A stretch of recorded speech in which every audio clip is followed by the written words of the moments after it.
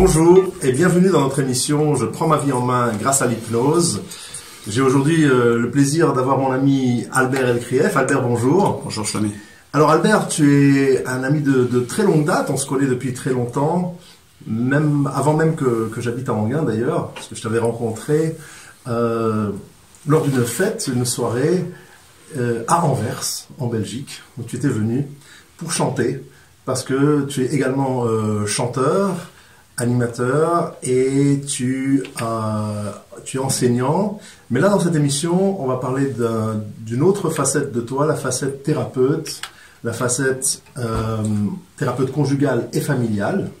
Et tu es dans ce métier depuis quelques années déjà. Tu as affaire avec des parents, parce que tu es aussi dans l'enseignement. Donc tu as les deux côtés, les enfants, les parents et les problèmes de couple qui se situent par rapport à ces parents. Alors peut-être que tu peux nous dire comment tu es arrivé à ce métier et comment ça se passe. Écoute, la réponse est dans ta façon de présenter les choses, parce que finalement j'ai enseigné, je crois à peu près 25 ans dans les écoles privées. Et il se trouvait que les réunions parents-professeurs étaient soldées toujours par des conseils d'ordre familial, d'ordre général au départ. Ensuite, au fur et à mesure que j'ai essayé d'intimiser un petit peu mes liens que j'ai eu avec les divers parents que j'ai connus durant toutes ces années-là, je me suis rendu compte que j'avais un petit peu l'âme, entre guillemets, sans prétention aucune, de quelqu'un qui pouvait aussi également aider les familles de l'intérieur. Et c'est ce que j'ai fait. Souvent, on m'a invité à débarquer finalement à la maison, via évidemment l'enfant dont j'étais le professeur, et au fur et à mesure, les parents se sont confiés à moi au fur et à mesure. Et évidemment, heureusement, malheureusement, je dirais que ces parents-là ont commencé à me confier différents problèmes qui les concernaient, dont les problèmes conjugaux. Et je dirais que parler d'un problème conjugal et parler d'un problème avec un enfant, souvent ça va de pair, puisque souvent, ma foi, les choses se retrouvent. Hein. C'est ce qu'on appelle l'approche systémique, c'est-à-dire qu'il y a un rapport intime entre le rapport avec les enfants et le rapport dans le couple, même si ce sont deux sphères qu'il faut bien séparer et rendre distinctes pour s'en sortir un peu. Mais je dirais que souvent, les familles se retrouvent en difficulté dans les rapports qu'ils ont avec leurs enfants, et en même temps, ou parallèlement à ça, des problèmes qu'ils ont dans leur couple. Oui, c'est-à-dire que, si je comprends bien, parce qu'il y a un problème dans le couple, ça se reflète sur l'enfant, qui lui va avoir des problèmes scolaires, quelque part, parce que chez ses parents, ça ne va pas. C'est important ce que tu dis, parce que souvent on a l'impression, et c'est par expérience, je le vois, que des gens me disent « Oui, vous inquiétez pas, monsieur Elkrief, mes enfants sont protégés, mes enfants ne ressentent rien, mes enfants ne voient rien. » C'est prendre les enfants pour ceux qui ne le sont pas. Les enfants sont bien plus intelligents qu'on peut l'imaginer, et souvent, même si les parents, à juste titre, font l'effort de ne pas étaler leurs problèmes de couple en présence des enfants, il se trouve que l'enfant ne peut pas à un moment donné ressentir des choses. Je crois qu'il y a un côté de l'ordre du ressenti chez l'enfant qui fait quelquefois il arrive à somatiser les problématiques qu'il y a chez les parents. C'est-à-dire que vous avez des enfants qui vont faire du psoriasis alors qu'il n'y a pas de problème dans la famille à ce niveau-là. Et lorsqu'on va voir un pédopsychiatre, on se dit mais écoutez, il y a une tension, une nervosité chez l'enfant, et ça vient du fait qu'il sent chez la maman, ou il sent chez le papa, ou chez le couple tout simplement. Il voit que le schéma parental n'est pas en rendez-vous. C'est très très intéressant ce que tu dis, c'est fascinant parce que ce matin j'ai reçu quelqu'un qui est déjà adulte et qui a de l'eczéma, qui a de l'urticaire et qui me dit que c'est dû au fait que ses parents ont voulu divorcer. Il y a eu un très très grave problème et puis finalement ils n'ont pas divorcé, mais elle a développé cette problématique-là en étant enfant, et elle en est bien consciente. Donc c'est vrai que ça affecte beaucoup les enfants, surtout, je pense surtout les enfants d'aujourd'hui. Enfin, je ne sais pas comment par rapport à l'époque ou aux époques qui sont passées, parce qu'aujourd'hui on avance très vite. Et j'ai l'impression, quand moi je me compare enfant à mes enfants, qu'ils sont beaucoup plus avancés que ce que j'étais moi à leur âge. C'est vrai qu'on a tendance à dire aujourd'hui que notre génération est différente des générations précédentes. Ce n'est pas faux, et c'est faux à la fois. Pourquoi je trouve que c'est un petit peu faux? C'est parce que je crois qu'à l'époque, il n'y avait pas d'abord cette émancipation, je dirais, psychanalytique, psychologique, etc. Donc, de la même façon que les mamans ou les papas de l'époque prenaient sur eux, l'idée du divorce ou de la séparation était quelque chose de très dur à envisager, à conceptualiser. Les enfants n'étaient pas moins réceptifs, n'étaient pas moins dans le ressenti, mais la différence c'est qu'ils prenaient sur eux. C'est ce qui a fait que beaucoup d'enfants, surtout on le voit en Algérie, au Maroc ou par exemple en Tunisie, où pour des raisons financières de l'époque, beaucoup d'enfants ont été responsabilisés quant à la survie des familles. C'est-à-dire que des enfants pouvaient, dès l'âge de 13-14 ans, devaient aller travailler pour amener ce dont les parents avaient besoin pour vivre. Et les parents trouvaient ça normal de responsabiliser les enfants. Et ça ne veut pas dire que l'enfant, plus tard, lorsqu'il va grandir, il va pas avoir de problème dessus. Parce que souvent, les enfants n'ont pas l'occasion de vivre ni l'enfance, ou ne pas vivre une adolescence normale. Et ça ne peut pas ne pas avoir un impact négatif, problématique dans la relation de couple, dans le choix du partenaire que l'homme ou la femme aura à faire à un moment donné dans sa vie. Oui, et en plus de ça, cette problématique va éclater lorsque cet enfant-là va lui-même grandir, vouloir se marier et être en couple, et il va reproduire à nouveau ces mêmes schémas, ou pire, ou d'autres schémas dans son propre couple, puisqu'il n'aura pas résolu son problème à lui.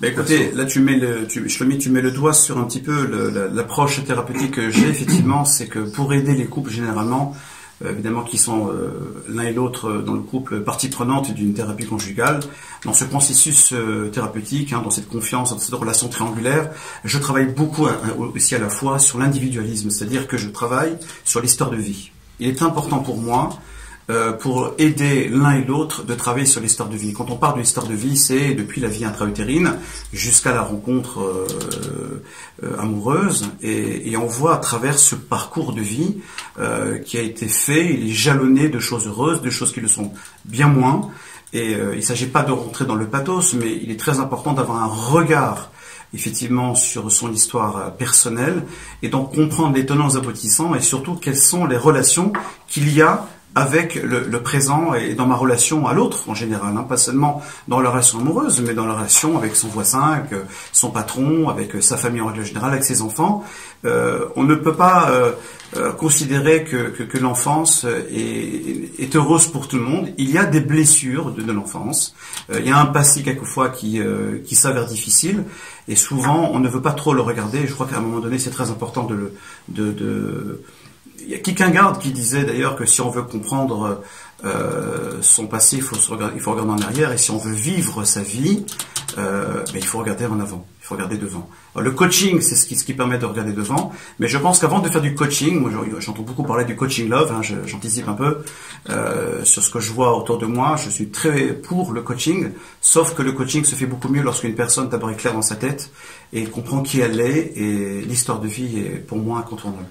Oui, c'est vrai, juste une petite parenthèse, parce que je termine ma formation de coach cette semaine, la semaine prochaine en tout cas, avec une certification qui doit venir la semaine prochaine. Donc dans le coaching, on parle évidemment des blessures du passé, évidemment des croyances limitantes, des émotions non réglées, et de toute la roue de la vie, pas seulement du couple, mais toute la roue de la vie. Et ça fait partie de l'approche coach, qui est à la fois, bien sûr, régler certaines blessures du passé, et à la fois aller de l'avant. Et évidemment, je pense que dans ton approche, tu fais aussi un peu le rôle de coach, même si on l'appelle pas comme ça, on l'appelle thérapeute, mais où tu vas donner des devoirs à faire, des indications, des choses à faire. Comment ça se passe en fait une séance? Je ne sais pas si c'est la question maintenant à poser ou pas. Quelle est l'approche que tu as qui est spécifique et qui peut justement aider les gens qui nous écoutent aussi, et les gens qui voudront prendre contact avec toi après? Alors mon approche en fait est une approche à la fois très classique chez les thérapeutes conjugaux, et à la fois elle est presque personnelle, c'est-à-dire qu'en fait je ne fais pas comme un professeur qui va rentrer en classe et qui va dire aux enfants: ouvrez votre livre à telle page, prenez votre cahier, votre stylo rouge, et stylo vert et stylo bleu, on va marquer la leçon. Moi j'ai une première chose d'abord, c'est j'aime me laisser envahir par le parfum qui se dégage du couple, ou de la personne qui va me voir. Ça peut être un adolescent, parce que je suis également thérapeute familial. Mais concernant le couple, je rentre en séance et je souhaiterais évidemment les recevoir ensemble. non pas pour en donner mon avis, parce que c'est impossible d'un premier regard, voire à l'issue d'une première séance, de dire voilà tel problème est ainsi et c'est pas autrement. On peut faire une erreur, on peut se tromper, donc il faut être extrêmement précautionneux en la matière. Mais disons que j'ai besoin de connaître un petit peu ce qui se passe dans l'entre-deux. Ce qu'on appelle en thérapie conjugale l'entre-deux, c'est quoi? C'est ma foi, cette bulle commune. Vous avez deux individus qui sont deux visages, deux faciès différents, qui sont deux postures différentes, qui ont un langage différent, qui ne prennent pas la parole avec le même débit au même moment et de la même manière.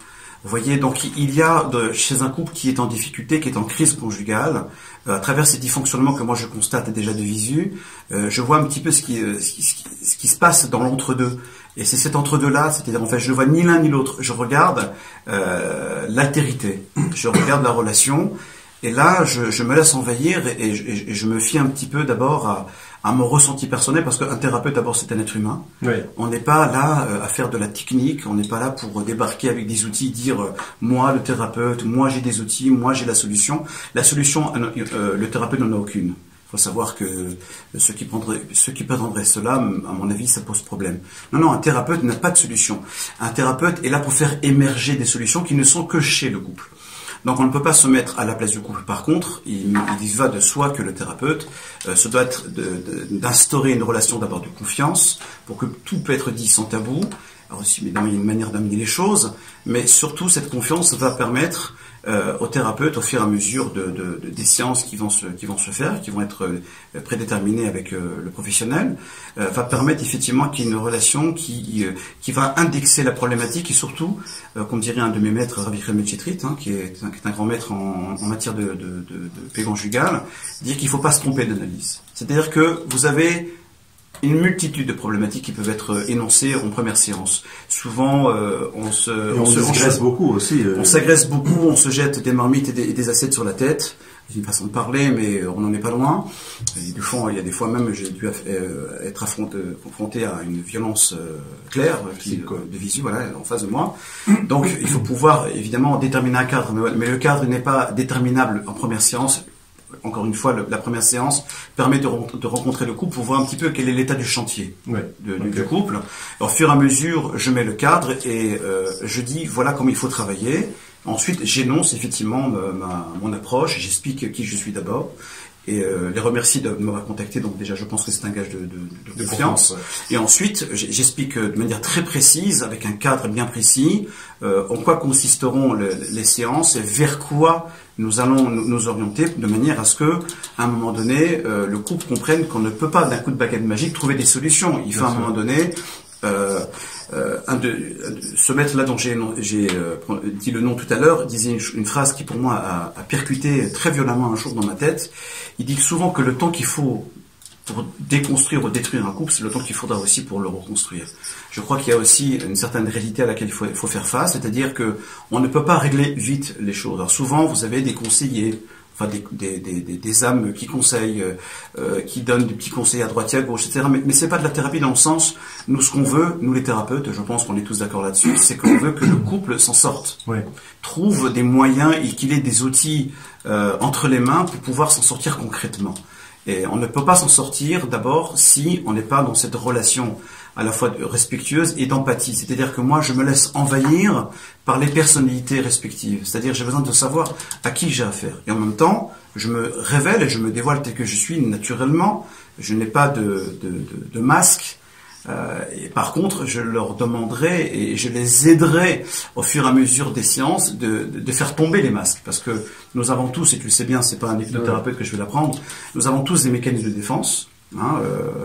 Nous avons, d'après l'énéagramme, 9 profils possibles et en général, on prend toujours un masque plus qu'un autre parce que c'est ce qui nous permet de nous protéger de toute agressivité extérieure. Donc c'est vrai que on a besoin de se protéger. Ouais, de la manière dont, par exemple, je parle dans le micro aujourd'hui avec toi, c'est pas la même manière dont je parle dans mes séances. C'est pas la même chose lorsque je suis chez le voisin, quand je parle à mon épouse. nous avons différentes attitudes différentes. Ça ne veut pas dire que ça fait de nous des schizophrènes, pour autant. Mais on a nécessairement, de manière tout à fait naturelle, différentes manières, différentes postures, différentes attitudes qui sont les nôtres et qui nous permettent de faire face à une situation qui nous est proposée. On s'adapte à la situation où on est, bien entendu. Et donc, dans cette situation où tu es entre les deux, c'est là l'entre-deux, c'est tu es entre les deux finalement, il y a un risque pour qu'on te prenne dans le triangle de Karpman, on te prenne comme le sauveur qui arrive et il y a une victime et un bourreau. Est-ce que ce risque, tu le retrouves souvent? Moi, oui et non. Enfin, ce que j'ai souvent remarqué, fort heureusement, ce n'est pas régulier, mais souvent, on a bien manipulé le thérapeute. Oui, c'est pas pouvoir le manipuler. En tout cas, bon, ce qui me concerne, je prends le temps, donc nécessairement, je suis censé ne pas être manipulé, ce qui ne veut pas dire que je ne suis pas manipulable. Oui. De toute façon, il y a un grand psychiatre dont j'oublie le nom qui disait que nous sommes tous sur Terre des êtres manipulés et manipulateurs. Alors, évidemment, je ne parle pas nécessairement ou exclusivement de la connotation péjorative du mot manipulation. Je pense que lorsqu'on parle, par exemple, où tu as réussi, il y a 2 semaines d'ailleurs, je te rends hommage, tu avais réussi à libérer mon fils de 12 ans d'une peur des chiens en 1 heure, et tu m'as dit, mais tu sais Albert, je n'ai pas fait du tout d'hypnose, j'ai fait juste de l'hypnose conversationnelle, tu vois. Donc, quelque part, c'est un peu de la manipulation, mais de la manipulation dans un but tout à fait louable et positif. Donc, vous voyez qu'on est tous un commercial, lorsqu'il débarque dans une société, pour essayer de se faire accepter, de faire signer un contrat de 120 000 € l'année, s'il n'est pas un peu manipulateur et s'il n'a pas d'outils de marketing à sa disposition pour réussir, pour arriver à ses fins, il n'y arrivera pas. Donc quelque part, il faut le prendre dans le sens positif du mot, où on est là pour justement amener vers un chemin, ouvrir des portes en tout cas. Moi, c'est comme ça que je le vois, c'est ouvrir une porte vers des solutions que le couple va trouver. On va leur faire prendre conscience par des questions, de trouver les solutions eux-mêmes et de voir quelles sont les conséquences à moyen et long terme. Mais ça, c'est quelque chose qui vient au fil du temps. Je crois que d'abord, dans un premier temps, me semble-t-il, et j'insiste beaucoup là-dessus, c'est vraiment être authentique. Oui, voilà, absolument. Être authentique, c'est-à-dire que moi, j'ai besoin de sentir le couple authentique. Je croyais que tu parlais du thérapeute. Le thérapeute, ma foi, s'il n'est pas quelque peu congruent, c'est-à-dire qu'il n'est pas à l'extérieur ce qu'il est à l'intérieur de lui-même. Il doit être vrai. Écoutez, on invite à faire cuisiner au boulanger, mais faire de la thérapie conjugale en ayant des masques, je vois pas trop à quoi ça peut amener. Non. Évidemment que le thérapeute se travaille, il a déjà fait sa propre thérapie, même sa propre psychanalyse, ce qui est mon cas. Donc c'est important d'avoir fait ce travail personnel, parce que si on ne fait pas soi-même un travail sur soi, je vois pas comment on peut le recommander et le proposer aux autres. C'est évident. C'est quelque chose qu'il faut vivre. C'est un petit peu comme les épreuves. Il est très difficile, je dis pas impossible, de comprendre la douleur de quelqu'un dans une épreuve, quelle qu'elle soit, si soi-même on n'est pas un peu galérien. Ce qui ne veut pas dire qu'il faut souffrir pour comprendre la souffrance des autres. Ce n'est pas aussi évident. Mais c'est-à-dire que soi-même, c'est important d'avoir du vécu. D'où l'importance aussi pour un thérapeute d'avoir du vécu, d'avoir de la bouteille. Oui. Ça aussi, c'est très important. Mais je reviens sur l'idée de l'authenticité. C'est très important. C'est-à-dire que cette relation de confiance, elle se doit d'être instaurée. Et ce qui va permettre aussi à l'un et à l'autre d'avoir ce lâcher-prise. Souvent, qui est le problème. En tout cas, c'est l'aspect extérieur de la problématique. Souvent, des femmes vous disent « mais mon mari ne parle pas. Elle ne s'exprime pas, elle ne veut rien dire. Elle renferme tout en elle. » Alors, c'est important d'expliquer aussi à certains hommes, ou à certaines femmes, évidemment, je ne fais pas l'apologie des femmes, mais c'est-à-dire qu'à un moment donné, même si les femmes ont plus de facilité, logiquement, à exprimer leurs sentiments, leurs ressentis, c'est très important d'être à l'écoute de l'autre. Oui. Pour ça, il faut se rendre disponible. Pour ça, il faut prendre du temps. C'est l'une des raisons pour lesquelles aussi, je propose souvent de travailler sur une journée type avec les horaires. Et on regarde cette grille d'une journée et on voit souvent, il n'y a pas longtemps, je l'ai fait avec un couple, qui se disait suffisamment dans la communication. On s'est rendu compte qu'il y avait 97% de responsabilité parentale, 3% réservés au couple. Là, qu'ils ont fait un constat qui les a complètement renversés parce qu'ils se sont dit, mais oui, il y a un problème. On a cru être des parents. On a cru, être un couple. Oui, aider son épouse ou aider son mari à des tâches de la maison. C'est très important de le faire à deux. Se sentir aidé, se sentir soutenu. C'est très important. Mais ce n'est pas suffisant. le couple doit prendre du temps pour lui. Le couple doit pouvoir se donner du temps indépendamment des enfants. D'où l'importance, effectivement, de regarder le planning, de regarder la manière dont on gère une journée, dont on gère la semaine et le mois. C'est très important. La manière, écoutez, d'un point de vue professionnel, lorsque vous allez en entreprise, vous savez logiquement de 8h30 à 18h à peu près ce que vous allez faire. Sauf s'il y a des imprévus professionnels. Mais logiquement, tout est cadré à l'avance. Eh ben, ma foi, il faut que le couple trouve son temps, son espace, qui doit être réservé coûte que coûte, qu'il neige, qu'il pleuve, qu'il vente. Ça ne doit être ni les voisins, ni les amis, ni les enfants qui doivent poser problème. C'est ce qu'on appelle des prises de rendez-vous, et c'est ce que moi je propose dans mon travail. Absolument, ça c'est ce qu'il faut faire, parce que on ne dédie pas assez de temps à la communication intra-couple. Si on ne dédie pas de temps. Aujourd'hui, on est très occupé, chacun avec ses histoires, et en fait, on est presque des colocataires, et c'est un gros problème. C'est marrant parce que c'est un terme que je retrouve souvent dans la bouche des couples en difficulté qui me disent « nous vivons comme des colocataires ». Mais c'est bien qu'ils en prennent conscience. D'autres n'en prennent pas conscience ou n'arrivent pas à en prendre conscience. Moi, je pars d'un principe qu'on ne peut pas les juger. D'abord parce qu'un thérapeute ne juge jamais, sinon il n'est pas thérapeute, c'est le copain ou le voisin ou le frère. Un thérapeute est quelqu'un qui doit rester complètement et exclusivement dans l'analyse. C'est-à-dire que moi, ce que j'ai besoin en tant que thérapeute, c'est de comprendre ce qui se passe. Je reçois par exemple des cas dits graves dans le couple. Évidemment, ça fait partie des problèmes les plus difficiles à gérer. C'est le problème d'adultère. Ouais. Le problème de l'adultère est un problème très difficile.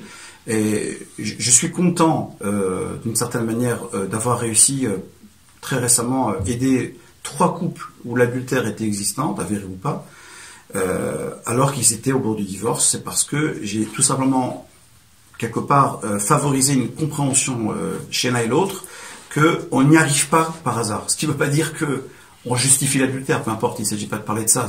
Simplement comprendre que finalement le couple il prend une direction et quelquefois, ma foi, il bute sur des choses, il est confronté et doit affronter des choses très difficiles, mais les choses ne viennent pas par hasard. Il y a une sorte de cheminement qui se fait, et lorsqu'on regarde un petit peu en arrière, lorsqu'on réfléchit sur sa vie, sur sa relation, comment elle a été instaurée, quelles sont les choses qu'on a laissées passer, sans le savoir. Sans le savoir, il ne s'agit pas de culpabiliser. Moi je dis toujours, à l'un à l'autre, déculpabiliser. C'est ni la faute ni de l'un, ni la faute ni de l'autre. D'ailleurs, je dis tout simplement, souvent lorsque je laisse les deux parler, je leur dis, mais vous avez raison, monsieur. Mais madame aussi, vous avez raison. Pourquoi? Parce que chacun a sa réalité. Il est très important de valider la réalité de l'un et de l'autre. Parce que si on ne fait pas, on prend parti, donc on n'est plus dans la thérapie. Au contraire, l'analyse consiste d'abord à être une neutralité à travers sur le prisme de la bienveillance et de l'empathie. Surtout beaucoup d'empathie. C'est-à-dire qu'il faut vraiment les comprendre dans leurs problématiques. Et lorsqu'on arrive à ça, d'abord, ils le ressentent. Parce qu'encore une fois, on ne peut pas mentir. D'où l'idée tout le concept de l'authenticité. Enfin, je prétends pas être quelqu'un d'absolument et 100% authentique, mais disons que dans mon approche du couple, je rentre en séance dans cet esprit-là. C'est très important. Et ce que vivent les uns et les autres, c'est une faute ni des uns ni des autres. Or, malheureusement, aujourd'hui, ma foi, l'enfer, c'est l'autre. Mais c'est un peu normal que chacun pense cela de l'autre. La pierre, quoi. Ma foi, pourquoi? Mais responsabilité. Parce que c'est très simple. Pourquoi il se jette la pierre de la responsabilité? C'est parce que tout simplement, lorsque chacun est campé et centré sur lui-même et qu'il est dans sa souffrance, une véritable souffrance, il n'y a pas de place pour la souffrance de l'autre. Or, il faut essayer de comprendre aussi dans un couple que lorsque l'un souffre, ça ne veut pas dire qu'il n'y a que cette souffrance à valider, mais je dois aider l'un à comprendre la souffrance de l'autre, et réciproquement. Et ensuite, à travers l'analyse de vie, l'analyse de l'histoire de vie que je mets en place, permet de comprendre exactement quelles sont les blessures de l'enfance des uns et des autres. Et à travers cette circularité, c'est-à-dire cette compréhension réciproque des blessures du passé de l'un et de l'autre, tout de suite, cette notion d'incrimination et de culpabilisation va se transformer en de la compassion dans un premier temps, ensuite à de la compréhension. Et c'est ce qui va faire que ce travail, cet investissement de l'un et de l'autre, va faire que finalement l'amour pourra renaître de ses cendres qui souvent disparaît au fil du temps parce qu'il y a trop de crises, parce qu'il y a trop de disputes, parce qu'il y a trop d'incompréhension. Voilà, c'est un petit peu cela que j'essaie de faire. Mais là, mon rôle, effectivement, c'est tout simplement non seulement de ne pas être dans le jugement, mais au contraire de leur dire, mais vous avez tous les deux raison, seulement vous n'êtes pas à la même... Vous savez, on fait une émission maintenant à 98.00. Alors vous dites à quelqu'un, tu écoutes bien l'émission, attention, avec Shlomi Lévi à Berry-Krief, 90.0. Puis tu dis ça à la femme, hein. Au mari, tu dis, mettez-vous sur 96.7. Alors, tous les deux, ils vont être séparés dans une chambre, ils vont écouter une émission. Lorsqu'on va leur demander de faire le compte rendu de l'émission, ils vont vous parler de deux sujets différents. Pourquoi deux sujets différents? Parce qu'ils ne sont pas sur la même longueur d'onde, ils n'auront pas écouté. Souvent, un mari peut être cérébral, la femme est dans les émotions, Ouais. ou vice-versa, Ouais. ça existe, d'accord? Des hommes qui, pour des raisons qui sont les leurs, sont plus dans les émotions, ce qui est un peu plus rare, et des femmes qui sont, pour des raisons qui sont les leurs aussi, dans le côté mental. Mais on n'est pas au même niveau, donc descends les poubelles s'il te plaît. Alors il y a deux réponses possibles, oui ma chérie, il n'y a pas de problème, ou je vais le faire, ou t'as qu'à le faire toi-même. Mais pourquoi des réponses possibles différentes? C'est parce que on n'est pas tous toujours sur le même niveau. C'est-à-dire qu'en analyse transactionnelle, on explique que dans l'esprit de l'homme, il y a trois niveaux. Il y a le niveau parent, niveau adulte et niveau enfant. D'accord? Le parent, ça peut être par exemple le côté qui impose des choses. Hein. C'est un petit peu aussi la reproduction d'un schéma patriarcal, par exemple. Le côté adulte, c'est le côté le plus sain. Le côté enfant, c'est oui ma chérie, d'accord, pas de problème. C'est les émotions. Souvent, un homme peut être amené à parler de son côté adulte à lui, n'est-ce pas, de son état de moi adulte, mais il va avoir une réponse du côté enfant de son épouse. Et là, il peut naître un dysfonctionnement de ce point de vue-là. Mais c'est normal. Parce qu'il aurait fallu peut-être que le mari ou la femme, peu importe, réciproquement, ça va dans les deux sens, hein, ce que je dis, puisse se mettre d'accord sur dans quel état de moi on va communiquer. Sur quoi on communique. On se met d'accord, d'abord on balise les choses. C'est très important. Et moi, quand je mets en place, dans le cadre de mon travail, on pourra en parler dans un deuxième temps si tu veux, c'est ce qu'on appelle des dialogues intentionnels. Des dialogues volontaires, hein, qui relèvent un peu d'une thérapie qui s'appelle thérapie Imago, qui permet effectivement de faire discuter, de faire converser l'un face à l'autre avec un protocole bien précis, si tu veux on en parlera, et surtout qu'on est d'accord de d'où ça va et où ça vient. D'où ça va et où ça vient. Je parle de mon état adulte, alors je m'adresse à ton état adulte. Ne me réponds pas avec tes émotions. C'est ça. D'accord? Ou bien, je fais une demande de mes émotions. Alors, pourquoi c'est tellement facile lorsque le couple vit son intimité? L'intimité, c'est parce que généralement, fort heureusement j'espère, sinon on mentaliserait trop la sexualité et l'intimité du couple, c'est parce qu'en général, ce sont les deux enfants qui se retrouvent. On est dans l'émotivité, on est dans les sentiments, on est dans le ressenti, on est dans les caresses, on est préliminaires, toutes ces choses-là qui participent à un bonheur intime d'un couple. Généralement, ils se retrouvent tous les deux ensemble dans l'état du moi enfant. Et ça se passe très bien. Pourtant, vous allez me dire, mais répondre de son état du moi enfant alors que j'ai une question qui vient d'un état de moi adulte, ça fonctionne pas, oui, mais rien n'est négatif. Tout à sa place et au moment où il le faut. Donc ça veut dire qu'on doit se mettre d'accord comment je parle et à qui je parle et à quel état du moi je m'adresse. Vous voyez? Bon, je vais un peu vite parce que l'émission est courte, mais tu reviendras. Mais c'est très important parce que on va continuer sur cette. J'ai reçu une fois un couple. C'était mon record. Hein. Ouais. Tout à l'heure, j'ai dit qu'en une séance, on ne peut pas faire, mais j'ai menti. Mais bon, j'ai menti, j'ai oublié. J'ai reçu un couple qui ne se comprenait pas lorsqu'ils parlaient. Pourtant, ils s'aiment énormément. Et ils disaient, écoutez, si ça continue comme ça, je pense qu'on va finir par se séparer. Je leur ai expliqué exactement ce que je viens de dire. Ouais. Et j'ai pratiqué par 2-3 dialogues consécutifs. C'est une séance qui a duré 1h30, 1h45, je crois. À qui parle, c'est-à-dire de quel état du moi je parle et à qui je m'adresse. Je t'assure, Shlomi, ils sont plus revenus. J'ai eu des nouvelles un mois après. Aucun problème de relation de couple. C'est-à-dire que tout est parfait. Bon, c'est pas toujours aussi évident, c'est pas toujours aussi facile, mais c'est-à-dire que comprendre ça, c'est fondamental. Magnifique Albert, c'est vraiment passionnant, fascinant, et on va débattre de tout ça pendant notre petite pause musicale pour revenir après sur notre émission. On va prendre cette pause maintenant et à tout de suite. Je prends ma vie en main grâce à l'hypnose et au coaching. Nous sommes de retour avec Albert Elkrief, thérapeute familial et de couple. Albert, on a donc eu pendant cette première partie d'émission une discussion très intéressante sur ton approche, la manière dont tu travailles avec les différents couples et puis les différentes questions qui sont là. Je pense qu'il faudra en effet te réinviter pour aller plus dans les détails de ce que tu fais. Est-ce que tu peux peut-être nous parler de la méthode que tu utilises, qui peut être différente d'une méthode d'une thérapie de couple classique il y a différentes approches thérapeutiques. C'est que moi, dont je vais vous parler aujourd'hui, est très classique, hein, très pratiqué par beaucoup de personnes, par beaucoup de professionnels. La difficulté n'est pas de connaître la méthode et de la faire vivre, c'est de savoir la bien mener. Okay. C'est pas toujours facile. Et puis elle donne pas toujours les mêmes résultats et souvent il faut peut-être, si on sent qu'elle ne convienne pas parfaitement, on peut effectivement avoir affaire à une autre. De toute façon, je crois que la thérapie conjugale, c'est une multitude de choses, c'est un ensemble de choses. Mais je crois que ce qui est important, évidemment, c'est de voir pourquoi, dans un premier temps, pourquoi le lien a été rompu. Je dis souvent, et je pense pas que cette idée vient de moi, je crois l'avoir lu dans un livre spécialisé, qui disait que le but n'est pas d'avoir raison, le but c'est de garder le lien avec l'autre. Et je crois que c'est très important. Et aujourd'hui, on a facilement tendance à croire et à penser que si tu me donnes pas raison, si tu ne valides pas ce que je pense, alors je ressens ça comme un désamour. Je ressens ça comme une désobéissance. C'est un crime de lèse-majesté. Je crois que le plus important, c'est garder le lien. Vous savez, les thérapeutes, nous sommes aussi en couple. Enfin, je pense pour beaucoup d'entre eux.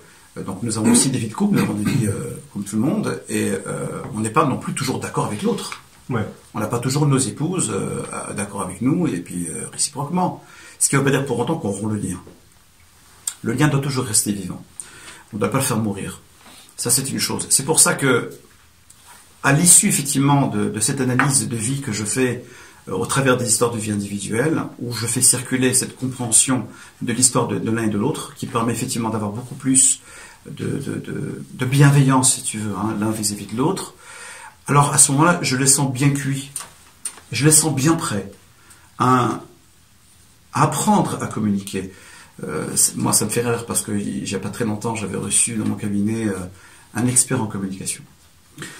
Qui est venu avec ses grosses mécaniques, qui commence à me faire un grand discours sur la communication, à côté de sa femme qui, elle, était déjà moitié de taille physiquement, en plus elle était complètement enfoncée dans son fauteuil, et lui, le torse bien bombé, en train d'expliquer ce qu'est la communication, et qu'il doutait fort que je puisse, moi, humblement, moi, petit thérapeute conjugal, lui apporter des notions supplémentaires sur l'importance de la communication. Mais monsieur le Krief, vous allez quand même pas m'apprendre mon métier.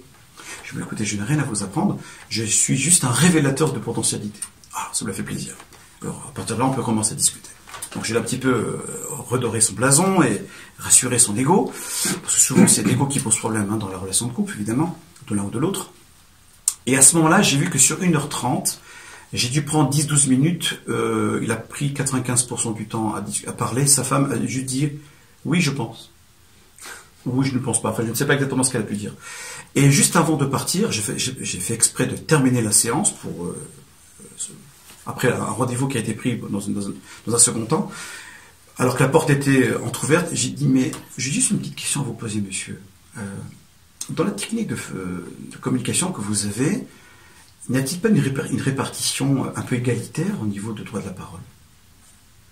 Là, il y a eu un grand blanc qui s'est installé. Il m'a dit, vous m'avez bien eu, monsieur le Krief. Je ne laisse pas assez parler ma femme. J'ai dit, écoutez, franchement, il ne faut pas sortir de Saint-Cyr pour s'en rendre compte. Vous êtes tellement charismatique, vous avez une très belle façon de parler, vous vous exprimez très très bien, possédez absolument tout le vocabulaire nécessaire pour vous faire comprendre, mais c'est pas ce qu'une femme veut. C'est pas ce qu'un homme non plus veut. Je crois que d'abord, on a besoin d'être écouté. Moi, je reprends toujours ce petit exemple...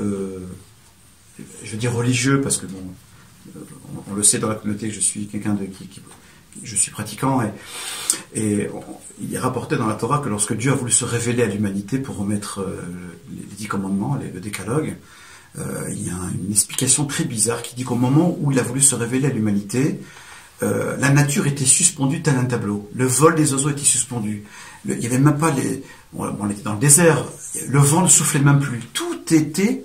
La nature était morte. Comme maintenant. Il n'y a plus rien. On n'entend plus rien. Pourquoi? Parce que, justement, l'Éternel va parler. Mais s'il parle, je ne peux pas être au portable. Je ne peux pas être sur mon smartphone. Je ne peux pas discuter avec mon voisin. Je ne peux pas m'occuper d'un problème de famille. Je suis obligé d'être complètement centré sur ce qui va être dit à mon attention. Donc, il faut créer le silence. Il faut le créer. Vous savez, c'est un peu comme l'obscurité. L'obscurité, ce n'est pas seulement une absence de lumière, elle a aussi une existence à part entière. Et je crois que dans la relation de couple, on doit être capable de créer le silence. lorsqu'on crée ce silence, alors ça prouve que j'ai fait un travail. Créer le silence en soi n'est pas moins important, voire même plus, il est un préalable au verbe, à la capacité de discourir et de converser. On ne peut pas parler, on ne peut pas s'adresser à qui que ce soit si déjà au préalable je ne crée pas le silence. Créer le silence, c'est-à-dire faire en sorte que rien ne puisse parasiter justement cet espace et ce lieu, ce moment privilégié où je suis en rendez-vous avec, n'est-ce pas, l'autre finalement dans mon couple. C'est comme si nous sommes aujourd'hui, n'est-ce pas, il est 3h39, n'est-ce pas, 15h39, et c'est comme si quelqu'un voulait rentrer ici dans ce studio au moment où l'émission se fait. Mais ce serait quelque chose d'inconcevable. Qui peut rentrer en studio alors qu'il y a une émission en direct avec Shlomi Levi et Albert Kriev? On air. On air. D'accord? Mais c'est inconcevable. Eh bien, c'est pourquoi ce serait concevable qu'au moment où un couple se rencontre, il a besoin de parler. Et ça au quotidien, au moins une fois, 2 fois par semaine, ça dépend des plannings des uns et des autres. Et ça doit être quelque chose qui ne doit pas être remis en question. C'est quelque chose qui doit exister en permanence. On doit pouvoir pérenniser des moments. Et pour ça, il faut créer le silence. On vit dans un tumulte environnant. Vous êtes sur Facebook, vous êtes sur les réseaux sociaux, vous êtes sur Instagram. Il y a des gens qui passent leur temps. Moi, j'ai un couple, souvent, qui vient me voir me dire « Mais on ne peut pas parler, on est chacun avec notre portable. » Oui, on les voit au restaurant d'ailleurs, et chacun est sur son portable en train de... Et tu sais la meilleure, c'est que... Ils s'envoient des messages eux-mêmes. Exactement. Mais tu ne crois pas si bien dire, Shlomi. Moi, j'ai un couple qui me dit on arrive très bien à communiquer, chacun dans une chambre, et on s'envoie des mots. Ouais.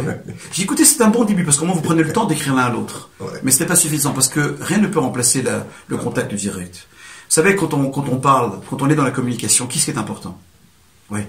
Et regarde, je suis avec toi ici en studio, les gens m'écoutent parler, ils disent « Qui c'est ce monsieur Kriev ?» Je ne connais pas. Chanteur, enseignant, conférencier, thérapeute. Bon. Parle pas si mal quand même, ils se débrouillent. Ça va, ils racontent pas que des bêtises. Mais finalement, qu'est-ce qu'ils écoutent lorsqu'ils écoutent ma voix?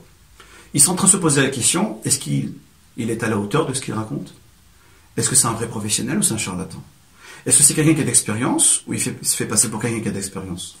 Vous voyez? C'est-à-dire que les gens sont en permanence dans une recherche de savoir si la personne qui parle, est-ce qu'elle est à la hauteur de... C'est-à-dire, est-ce qu'il y a une congruence chez la personne? Et d'ailleurs, on le sait très bien, en PNL, on le voit, n'est-ce pas, dans les techniques de communication, qu'il n'y a que 3% qui comptent dans le verbe. Finalement, c'est... Le non-verbal. Le métaverbal et le non-verbal, c'est 93%. 7% verbal à peu près. Ça dépend des statistiques annoncées chaque année. Grosso modo, 93-95% c'est du métaverbal. C'est-à-dire que l'on a besoin de voir la personne en la posture. Mais c'est très important. Oui. C'est-à-dire que rien ne peut remplacer ce contact humain direct. C'est-à-dire que lorsque vous regardez quelqu'un, déjà vous savez qu'il est en souffrance ou pas. Dans un couple, on doit apprendre à se connaître, apprendre à se regarder, apprendre à s'écouter. On doit aussi autant valider les silences dans les mots, les silences entre les mots, les pauses, le regard déconfiti ou le regard joyeux, le regard, mais quoi plus important que le regard? Tout est dans le regard. Vous croyez que Facebook et les réseaux sociaux peuvent remplacer ça? Non, c'est impossible. C'est intéressant, tu as cité le Rav Belchetrit et je lisais cette semaine où il amène une parabole, une image qu'on a aujourd'hui, une thérapie de couple, et quand on est comme cela dans une difficulté et que l'on doit reconstruire et que l'on doit se refaire, eh bien, de même que lorsque l'on va dans un chantier et on est en train de construire un immeuble ou une maison, il y a une grande barrière qui met chantier en construction et personne ne peut rentrer dans ce chantier, sauf si on est l'artisan, l'ouvrier qui va être autorisé à travailler avec un casque et des protections adéquates pour sa sécurité. Eh bien, le couple, c'est un chantier en construction où personne ne doit rentrer dedans, sauf l'ouvrier, l'artisan, le thérapeute qui va pouvoir les aider à monter et à remonter cette maison. C'est une très belle image que je connaissais et d'ailleurs je permettrais de rajouter très humblement à cette image que lorsqu'on rentre dans un chantier, il y a toujours un risque d'éboulement. C'est-à-dire que si on considère qu'on rentre dans un processus thérapeutique avec un thérapeute ou n'importe quel spécialiste du couple, on doit comprendre que tout ce processus-là, on a droit à l'erreur. Puisque je suis en train de reconstruire. Donc, un coup de pâture, un coup de vis, un coup de ciment peut être erroné. Ah ben, lorsqu'on rentre justement dans cet univers, dans cet espace thérapeutique, finalement les deux se ressentent rassérénés d'une certaine manière. Pourquoi? Parce que enfin ils ont le droit de dire des bêtises, enfin ils ont le droit de dire ce qu'ils ressentent, parce qu'il y a ce lâcher-prise, cette capacité, cette possibilité de dire ce que l'on ressent. Il faut pouvoir favoriser cela. Bien sûr. Mais du moment qu'on est dans un chantier, du moment que je traverse cette ligne rouge, alors je me dis, mais tout peut arriver, de bon comme de mauvais, mais rien n'est mauvais. Pourquoi? Parce que on est là pour apprendre, on est là pour redémarrer quelque chose à zéro, et surtout, c'est ce qui permet aussi de comprendre que je ne profiterai pas de la première erreur pour sauter au cou de la personne qui est en face de moi. C'est-à-dire que il faut s'octroyer une aide de crédit. C'est comme si, par exemple, vous aviez un découvert autorisé à la banque de 2000 €, puis d'un coup, vous êtes à 2000,1, puis vous êtes fiché à la Banque de France. C'est pas possible de vivre comme ça dans un couple. C'est pas possible de vivre tout court comme cela. On a besoin de pouvoir permettre et autoriser l'erreur. Or, aujourd'hui, je vois beaucoup d'hommes et de femmes qui ont peur les uns des autres parce qu'ils se disent, la moindre erreur, on me tombe dessus. Et je ne peux pas vivre comme ça en ayant une épée de Damoclès sur la tête. Donc je crois que c'est très important. C'est-à-dire l'épée de Damoclès, tu peux expliquer? Ça veut dire quoi l'erreur? C'est-à-dire que, en fait, ce qui se passe, c'est que souvent dans les couples, comme ça va mal, oui, pour X, Y, Z raison, la moindre erreur, la moindre incartade peut être l'objet de conflits, de luttes de pouvoir, etc., qui fait que finalement l'atmosphère sera complètement anxiogène et va porter atteinte évidemment à au plaisir, à l'intégrité et au plaisir de la relation. Le problème, c'est que lorsqu'on rentre dans ce processus thérapeutique, l'un des avantages immédiats qu'on a, c'est que je leur explique que on ne tombe pas sur l'autre parce qu'il est en train d'apprendre. On est dans une forme d'apprentissage. On est à l'école. C'est ça. Enfin, sans pour autant infantiliser le couple. Quand je dis qu'on est à l'école, c'est-à-dire qu'on est en train d'apprendre à communiquer.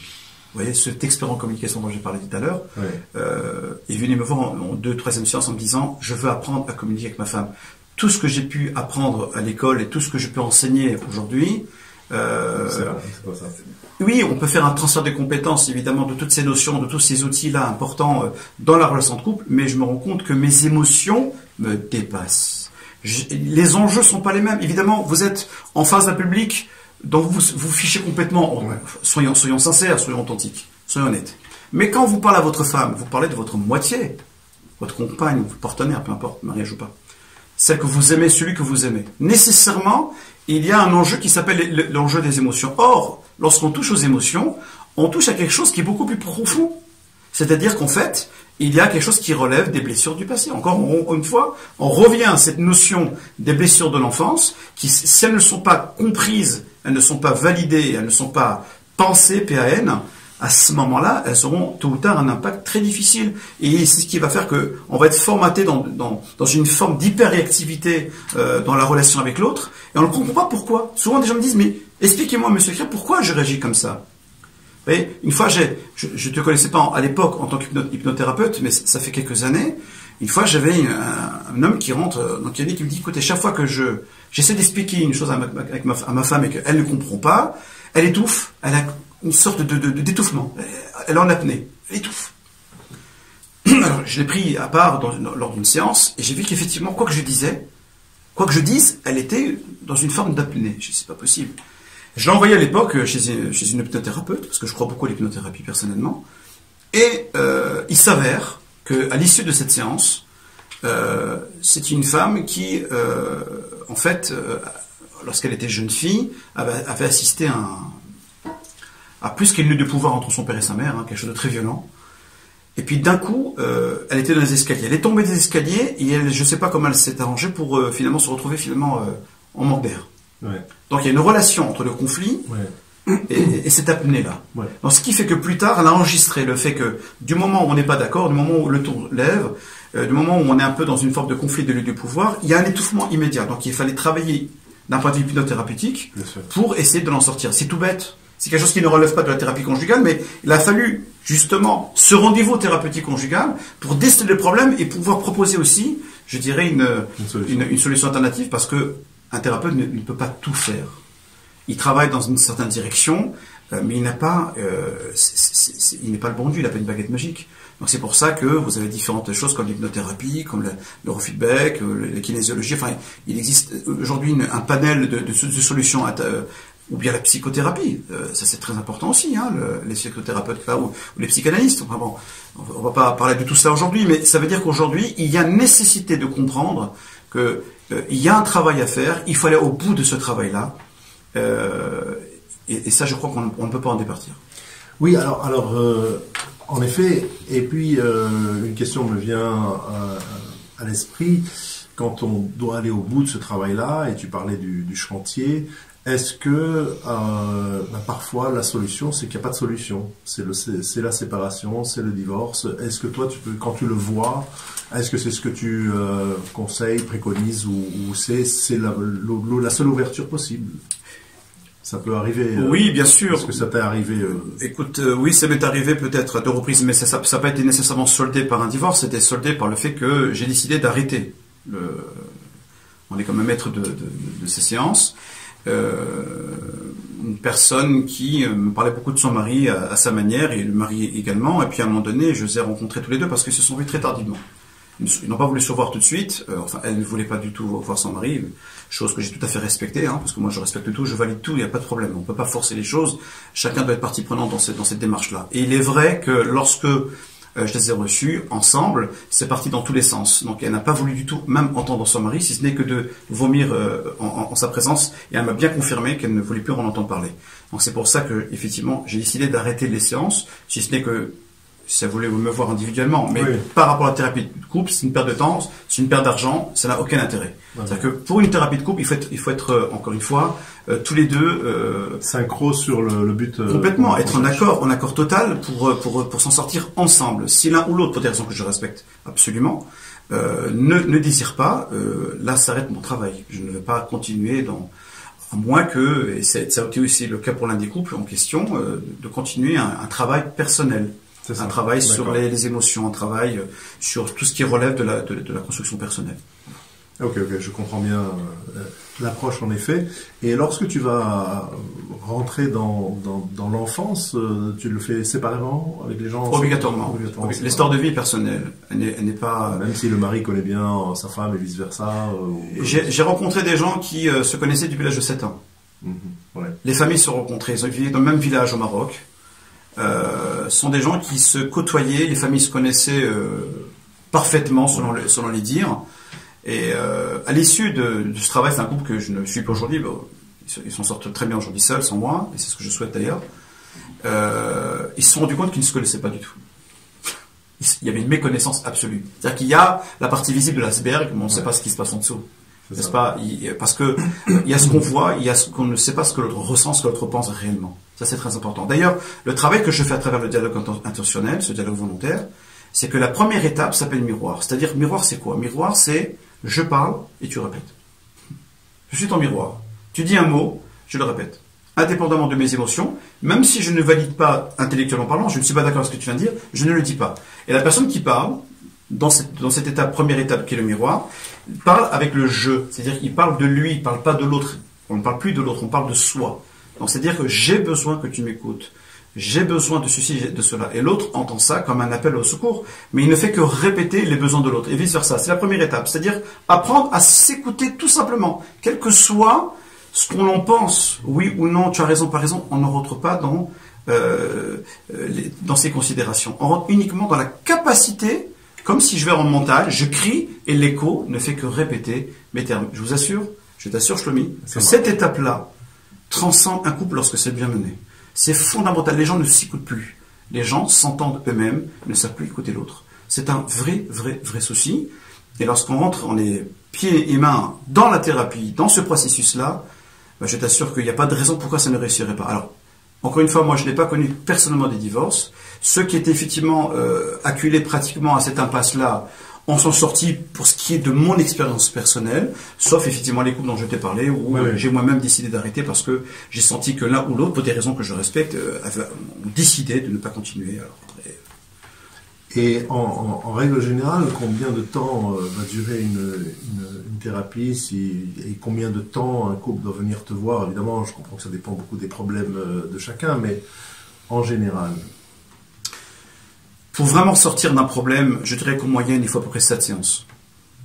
Moins que cela, c'est très difficile. 7 séances à raison d'une par semaine, tu veux dire? Alors, c'est pas nécessairement... oui, il ne faut pas que ce soit non plus trop discontinu. Mais généralement, une par semaine dans un premier temps, ça peut être très très bien. 2 par semaine, non. Alors, quand il s'agit d'une histoire de vie, je peux voir les deux séparément dans la même semaine. Évidemment, ça ne pose pas de problème, mais je crois qu'après, lorsqu'on finit cette histoire de vie-là, effectivement, alors le travail commence réellement en couple, avec le protocole que j'ai un petit peu essayé d'aborder aujourd'hui, mais on pourra faire une autre fois si tu le souhaites, mais je pense qu'il faut à peu près 7 séances. D'accord, très très bien. Ça peut être à 7 et 10 séances. Oui, bien sûr, ça dépend, on est humain, ça dépend de chacun, comment il va prendre ça et comment il va réagir. C'est vrai que de toute façon, on travaille dans la matière humaine, dans le mental, et c'est pareil dans toutes les thérapies, même dans le coaching, ça prend du temps, ça prend parfois des mois pour rétablir le droit chemin, on va dire comme ça, ou en tout cas un chemin qui est moins tortueux et moins tordu que celui-là. Il faut y croire surtout. Voilà. En tout cas, Albert, un grand merci d'être venu ici. Donc, je rappelle que tu es thérapeute conjugal. Tu as un cabinet à Sarcelles, n'est-ce pas, et à Boulogne-Billancourt également. Et puis, tu peux aussi te déplacer à domicile. Parfois, oui, pour des raisons professionnelles. Souvent, des personnes ne peuvent pas du tout se déplacer. Alors, exceptionnellement, je peux de temps en temps, effectivement, me déplacer à domicile. Oui. Mais sinon, on peut te joindre sur Facebook, Albert Elkrief. Bien sur mon téléphone, qui paraît également sur ma carte de visite, qui est sur la page Facebook. D'accord, très très bien. Et donc, tu es dans le 95, 93 et sur Boulogne-Billancourt également. Eh bien, merci beaucoup d'avoir été mon invité ici. Et on reprendra cette émission sur un sujet bien particulier où on peut développer ce sujet. Ça peut être des cas d'école que tu as eu, parce que je crois que c'est très intéressant. Je rappelle que cette émission a lieu tous les 2e et 4e mercredis du mois à 15h.